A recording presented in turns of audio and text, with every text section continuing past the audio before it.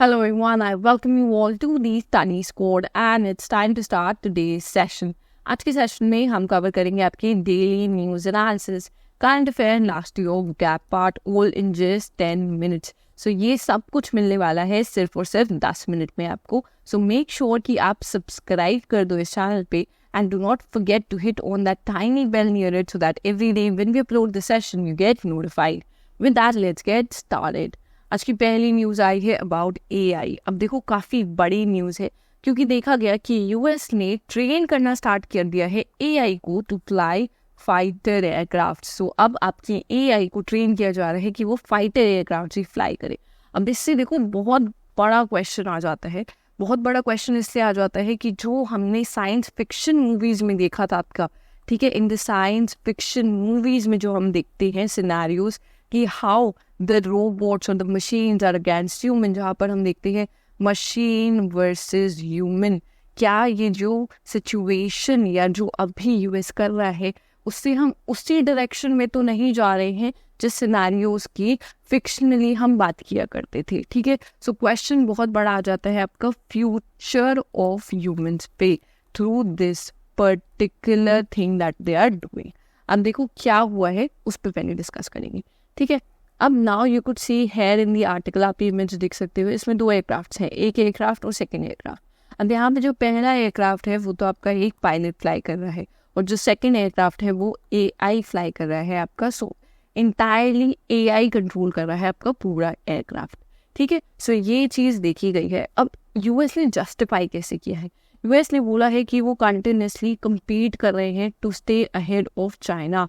China के साथ उनके पेस पे नहीं रहना चाहते हैं, वो चाइना से आगे रहना चाहते हैं. यूएस ने ये बात बोली है और इसीलिए वो भी AI को यूज़ करना स्टार्ट कर रहे हैं डिफेंस में. द मेन रीज़न वाई ये लोग डिफेंस में से यूज़ कर रहे हैं, इट्स जस्ट बिकॉज इन्हें चाइना के आगे रहना है. क्योंकि in future what US is seeking है और इज ट्राइंग टू से है, यूएस ये कहना चाहता है फ्यूचर में आपको नहीं पता है चाइना कैसे अटैक कर दे या नहीं कर दे, प्रॉबेबली जैसी वो हेजेमनी बनाना चाह रहा है उसके लिए, ठीक है. तो यूएस पीस पे रहना चाहता है और आगे रहना चाहता है चाइना से कि इन फ्यूचर चाइना पे भी उनका थ्रेट बना रहे कि यूएस इतना ज़्यादा टेक्नोलॉजिकली एडवांस्ड है.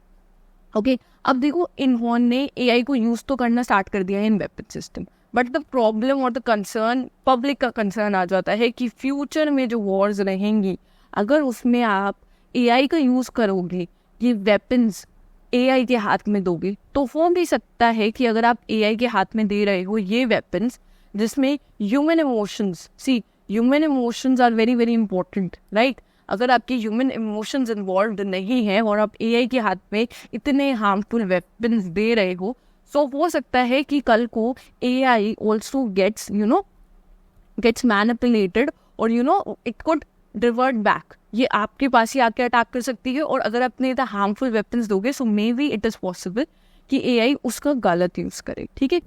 अगर हम AI की बात करें यहाँ पे, ठीक है, अगर हम AI को कैसे ट्रेन करते हैं, हम AI को ट्रेन करते हैं टू बी लाइक ह्यूमन्स. हम AI को ह्यूमन्स की तरह ट्रीट करना चाहते हैं और ट्रेन करना चाहते हैं, राइट.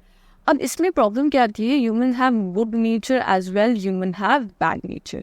सो हम चाहते तो AI को अपना गुड नेचर देना है, बट व्हाट इफ कल को जैसे हम फिक्शन में देखते हैं वो बैड नेचर भी आपका एक्वायर कर ले एंड देन वो आउट ऑफ कंट्रोल हो जाए या अपने कंट्रोल में आना जाए, देन आप कैसे हैंडल करोगे AI को? This is a very big question that comes, ठीक है. ये बहुत बड़ा क्वेश्चन है क्योंकि देखो प्रेजेंट में अभी जहाँ आपका AI है, जिस स्टेज पे AI है, जिस स्टेज पे है प्रेजेंट में, वो काफ़ी इनिशियल स्टेजेस पे है, बहुत स्टार्टिंग में है हम लोग. तो अगर अभी से हम फोकस नहीं बना के चलेंगे और ये क्वेश्चन नहीं आएगा हमारे माइंड में, देन आगे जाके फ्यूचर में हमें प्रॉब्लम हो सकती है.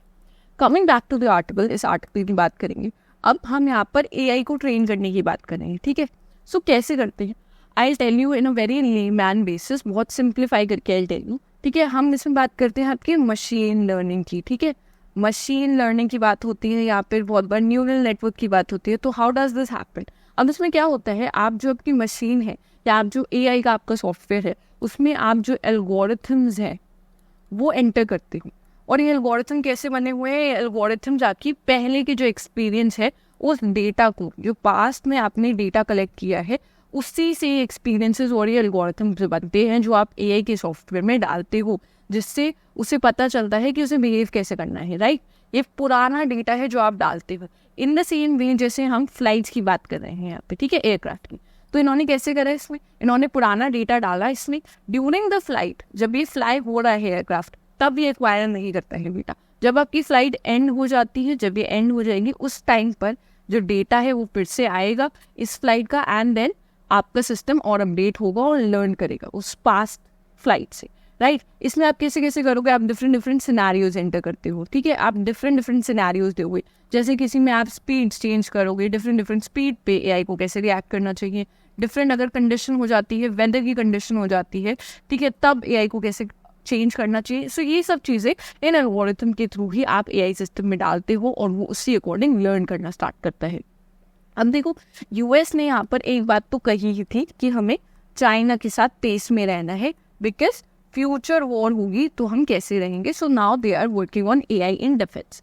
एक बात और भी बोली यहाँ पर यूएस ने, राइट। उन्होंने एक बात जो और बोली वो ये बोली कि अगर आपकी जो फ्यूचर वॉर्स होंगे, राइट, फ्यूचर वॉर्स में देयर इज अ पॉसिबिलिटी कि जो आपकी जीपीएस की सैटेलाइट्स है, सो दोस सैटेलाइट्स उन पे भी शायद देयर बी प्रॉब्लम्स, कि ये सकता है कि कंट्री आपकी उन सैटेलाइट्स की जो सिग्नल्स हैं, राइट, वो बहुत ज़्यादा सिक्योर ना रहे, उन्हें भी इंटरसेप्ट करना स्टार्ट कर दे, तो प्रॉब्लम हो सकती है in future. So what US also wants कि जो सैटेलाइट्स पे हमारी डिपेंडेंसी है वो भी चली जाए और एआई को हम ट्रेन कर लें ताकि हमें इन सैटेलाइट्स की नीड ना पड़े। सो ये भी यूएस फोकस कर रहा है यहाँ पर। अब आपके लिए जो क्वेश्चन है, ठीक है, दैट आई एम आस्किंग, जो आप कमेंट्स में बताना, ये क्वेश्चन है कि आपको बताना है कि आपकी व्यूज़ क्या हैं, आपकी व्यूज़ क्या हैं, अभी जो प्रेजेंट एआई का यूज़ हो रहा है उसके बारे में क्या आपकी व्यूज़ हैं, और जो यूएस ने किया है that they are trying to fly aircraft and not just aircraft, fighter aircraft through AI, so उसके ऊपर आपकी क्या व्यूज़ हैं वो कमेंट्स में ज़रूर बताना। Now we move on to the next news. अब देखो, अर्जेंटीना से रिलेटेड न्यूज़ है, ठीक है, और इसमें रिसेंट में आपको पता होगा कि इनके नए प्रेसिडेंट आए थे, द नेम इज जेवियर माई। सो जब से ये आए हैं, पहली बात देखो, अर्जेंटीना की पहले से ही सिचुएशन काफ़ी अच्छी नहीं थी, जो इनकी इकोनॉमी थी वो क्रैश ही कर रही थी, इकोनॉमी में क्राइसिस चल ही रहे थे, और वो भी अब से नहीं, बहुत टाइम पहले से, राइट। स्टिल इतनी खराब इकोनॉमी थी, वी स्टिल डोंट नो कि हमने ब्रिक्स में इन्हें आने को बोला ही क्यों हमने इन्हें इन्विटेशन में भेजा कि आप ब्रिक्स में आ जाओ, जबकि ऐसी कंट्री को लाने का ब्रिक्स में कोई हमें फ़ायदा नहीं होता, but still we give an invite. And देखा गया जब ये नए प्रेसिडेंट आपके आए, इन्होंने डिक्लाइन कर दिया, इन्होंने कहा कि हमें ब्रिक्स के साथ एसोसिएट नहीं करना है। क्यों नहीं करना है? क्योंकि हम चाइना के अगेंस्ट है, हम चाइना जो आपका डेमोक्रेसी नहीं फॉलो करता है, हम उसके अगेंस्ट है। इन्होंने ये बात बोली थी और इन्होंने ब्रिक्स नहीं ज्वाइन किया था, राइट। और इन्होंने जब इनके नए प्रेसिडेंट आए थे, इन्होंने बोला था कि मैं इकोनॉमी को चेंज कर दूंगा और हम यूएस की साइड और ज़्यादा अलाइन करेंगे, हम यूएस जैसी कंट्रीज़ के साथ अलाइन करेंगे और हम फ्यूचर में उन्हीं के जैसे बनेंगे। अब देखो, बातें तो उन्होंने बहुत बड़ी बड़ी करी थी, पर प्रॉब्लम क्या है, ये इश्यू जो अब देखने को मिला है कि ये जो आपके राइट विंग के पर्सन है ना, ये जो राइट विंग के प्रेसिडेंट आ गए हैं, पहले बोला गया कि एटलीस्ट जब तक लेफ्ट विंग वाले थे, वो वहाँ के जो लोग थे, इकोनॉमी बहुत अच्छी नहीं चल रही हो, बट लोगों को उनकी राइट्स तो मिल रही थी, लोगों को उनकी राइट्स वहाँ पर थी। अब देखा गया जब से ये नए आपके आए हैं, इन्होंने जो बची कुची राइट्स थी वो भी इन्होंने ख़त्म करनी स्टार्ट कर दी हैं। अब देखो, राइट्स इसमें आ जाती हैं आपकी विमेन की राइट्स एंड जो आपकी LGBTQ कम्युनिटी है, जिन्होंने काफ़ी स्ट्रगल के बाद देखो कुछ राइट्स मिली, जो उन्हें after a lot of struggle and a lot many years of hard work जितनी इन्हें मिली राइट्स, वो भी अब इन्होंने जेवियर्स ने आके ख़त्म करनी स्टार्ट कर दी है। अब देखो, इसके एग्जाम्पल्स भी दिए हैं इन्होंने आर्टिकल में। इन्होंने बताया कि देखो, इन्होंने यहाँ पे जो ministry of women, gender and diversity थी उसे बंद कर दिया, ठीक है। उसके बाद में इन्होंने बैन कर दी आपकी government use of gender inclusive language, इन्होंने बंद कर दी। He also close the national institute against discrimination, इन्होंने ये चीज़ें तो बंद ही कर दी अर्जेंटीना में। प्लस देखा गया आपका 8 मार्च 8 हम क्या सेलिब्रेट करते हैं, हम सेलिब्रेट करते हैं आपका विमेंस डे, और उस दिन एक हॉल था, right, a hall in the presidential palace में जो हॉल था, एक हॉल था, उसका नाम था women's hall, right. The name of the hall was women's hall, just to glorify और ऑनर कि इतने टाइम में विमेन ने कितना कितना अचीव किया है। उस हॉल को इन्होंने बंद कर दिया और उसकी जगह इन्होंने बताया आपका hall for heroes, hall for heroes बना दिया, या हीरोज हॉल कह सकते हो आप। और वहाँ पर इन्होंने जो इनके फाउंडिंग फादर्स हो गए इस कंट्री की, जो सोल्जर्स हो गए, उनकी पोर्ट्रेट लगा दी, और जो विमेन की ऑलरेडी पोर्ट्रेट्स थी उन्हें हटा दिया वहाँ से। सो अभी जो अर्जेंटीना की सिचुएशन है वो काफ़ी अच्छी नहीं है, and this was why it was in news. ये बाकी आपका जो पूरा आर्टिकल है इसकी आपको देखो, इसकी इमेज भी आपको मिल जाएगी इस इंटायर आर्टिकल की, अगर आपको रीड करनी है टेलीग्राम चैनल पे, वहाँ पर आपको ये मिल जाएगी, हाईलाइटेड वाली मिलेगी, तो आप आराम से रीड कर पाओगे। Plus I also there some difficult words, so मैंने उनकी मीनिंग्स भी आपके लिए मेंशन कर दिए हैं, सो आप पे थोड़ा ईजी हो जाएगा आर्टिकल रीड करना। नेक्स्ट न्यूज़ पे आते हैं। देखो नेक्स्ट हमने अर्जेंटीना का मैप ही यहाँ पे स्टडी किया है, दिस इज साउथ अमेरिका, और यहाँ पर green portion is your Argentina. यहाँ पर आप देख सकते हो दिस इज अर्जेंटीना, नीचे क्या है आपका सदर्न ओशन है, इस साइड पे है आपका पैसिफिक ओशन। नेक्स्ट आएंगे, देखो नेक्स्ट न्यूज़ आपकी फिर से आपकी इजराइल से ही रिलेटेड है। एंड अब प्रेजेंट सिचुएशन ऐसी हो गई है कि जो इजराइल का ये जेनोसाइड है ये ख़त्म ही नहीं हो रहा है, this genocide is not ending. Israel ने सोच रखा है कि जितना गाजा है ये उससे ख़त्म ही करके मानेंगे, इवन दो अभी देखा गया था कि आपका जो हामास था, हामास के पास आपका एक सीज फायर का प्रपोजल आया था, राइट। बीच में कौन सी कंट्रीज थी, इजिप्ट थी आपकी, एंड उसमें उसके अलावा थी आपकी कतर, जिन्होंने एक प्रपोजल लाए थे, एंड फाइनली हामास ने वो सीज फायर का एक्सेप्ट कर लिया था। बट इसराइल ने नहीं एक्सेप्ट किया है टिल नाउ, एंड इन्होंने जो राफा रीजन है, द राफा रीजन जो आपको एक लिंक जैसे एक्ट करता है between your Egypt and your Gaza region, वहाँ पर इन्होंने अटैक करना स्टार्ट कर दिया है। It's a complete genocide, population बहुत ज़्यादा आपकी कम हो रही है उधर की, लोग इवैक्यूएट कर रहे हैं, बट स्टिल ये लोग स्ट्राइक्स कर ही जा रहे हैं इस पोर्शन में। Even all the world leaders at present now they are against Israel, क्योंकि अब ये ठीक नहीं कर रहे हैं, क्योंकि जब हामास ने आपको एक्सेप्ट कर लिया है proposal, then they should also accept, and उनको जो ये आपकी 2 स्टेट पॉलिसी है उसे एक्सेप्ट कर लेना चाहिए, and they should try to stay in peace. Next आएंगे हम, देखो ये है आपकी गाजा स्ट्रिप, एंड यहाँ पर आप देख सकते हो this is the Rafah region जहाँ पर अटैक्स चल रहे हैं, एंड ये आपका क्रिटिकल लिंक है टू इजिप्ट। नेक्स्ट आएंगे, देखो नेपाल से न्यूज़ है आपकी।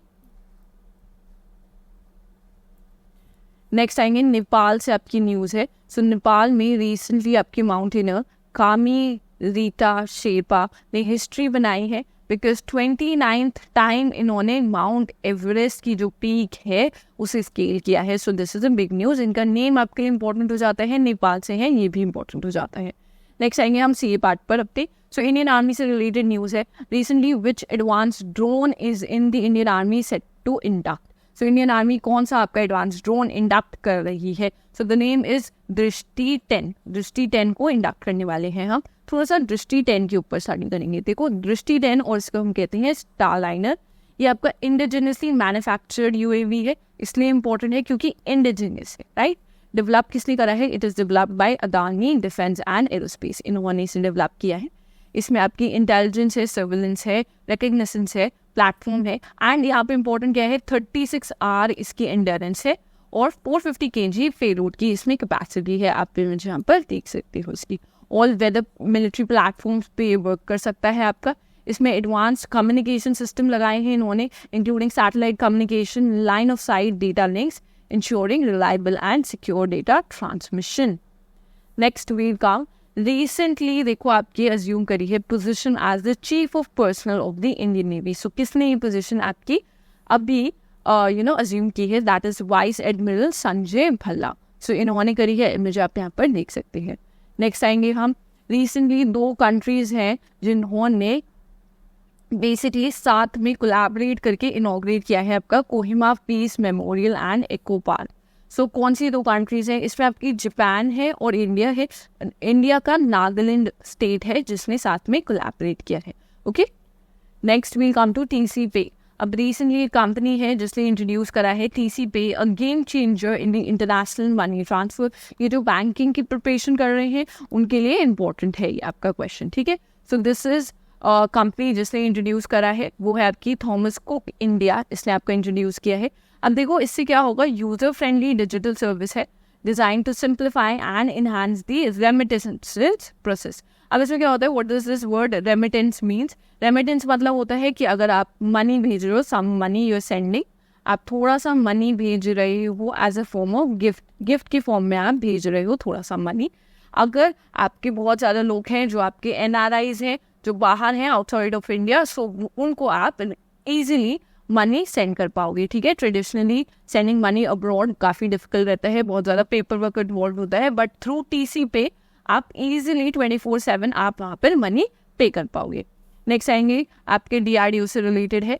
सो रिसेंटली आपके कौन से इंस्टीट्यूशन है जिन्होंने कोलैबोरेट करा है ऑन डिफेंस टेक्नोलॉजी प्रोजेक्ट्स पे? सो इसमें आपका DRDO और IIT भुवनेश्वर है जिन्होंने कोलैबोरेट किया है। अब किस किस फील्ड में करेंगे ये? इलेक्ट्रॉनिक वॉरफेयर में, AI ड्रिवन सर्वेलेंस में करेंगे, पावर सिस्टम्स में, रडार सिस्टम से, इन सब में कोलैबोरेट करेंगे आपके। नेक्स्ट आएंगे टॉप 4 वर्ड्स फॉर वोकैब पे। फर्स्ट वर्ड है आपका रेक। रेक का मतलब होता है टू डिस्ट्रॉय, रूइन और severely damage something often in contact to physical object. Physical object को आप सीवियरली डिस्ट्रॉय कर लो। देन सेकेंड वर्ड है आपका myth, which means an idea or story which many people believe but that does not may exist or is false. एक myth बन जाती है बहुत बार, एक स्टोरी बन जाती है कि ये करोगे आप तो ऐसा मिलेगा, दो उसके पीछे कोई फैक्ट्स एंड फिगर्स नहीं होती है, सो वो ट्रू नहीं होता है। थर्ड वर्ड है आपका persecution, which means the act of harassing or oppressing a person or a group of people, usually because of their identity. Okay, and then we have the fourth word, which is parameter, which means to rule or limit that control how something is or should be done. Lastly, हम आ जाएंगे आज के question for the day पे। I hope आप सब इसका answer दो in the comment section, and अगर आपने यहाँ तक वीडियो देखी है then make sure you like this video. You share this video with all your friends and do not forget to subscribe to our channel. With that, we'll end the session here. Thank you for watching.